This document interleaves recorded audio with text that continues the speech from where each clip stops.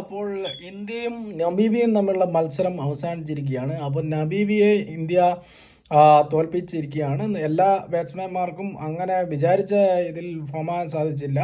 അതിൽ നന്നായി കളിച്ചത് ഇഷാൻ കിഷാനും ഹാർദിക് പാണ്ഡ്യയും 50 റൺസ് കടന്ന് കളിക്കാൻ സാധിച്ചു. പക്ഷേ സഞ്ജു സാംസണും നല്ല ഫോമിലായിരുന്നു. കാണികളെ എല്ലാവരെയും ത്രസിപ്പിച്ചുകൊണ്ട് ഫസ്റ്റ് തന്നെ 8 പന്തുകളിൽ നിന്നും 3 സിക്സറുകളും ഒരു ഫോറും പറത്തി 22 റൺസ് നേടിയിരുന്നു. പക്ഷേ പെട്ടെന്ന്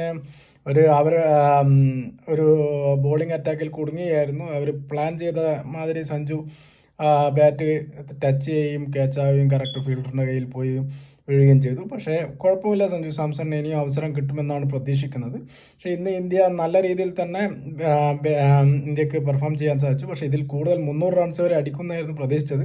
പക്ഷേ അത്രയ്ക്ക് അങ്ങോട്ടായില്ല. പക്ഷേ ഇനി അടുത്ത മത്സരത്തിൽ പാകിസ്ഥാനുള്ള മത്സരം നല്ല ടൈറ്റ് മത്സരമാണെന്ന് വിചാരിക്കുന്നു. അഭിഷേക് ശർമ്മ തിരിച്ചെത്താൻ ചാൻസ് ഉണ്ട്. ഇല്ലെങ്കിൽ സഞ്ജു സാംസണെ വീണ്ടും നമുക്ക് കാണാൻ പറ്റുമെന്ന് വിചാരിക്കുന്നു.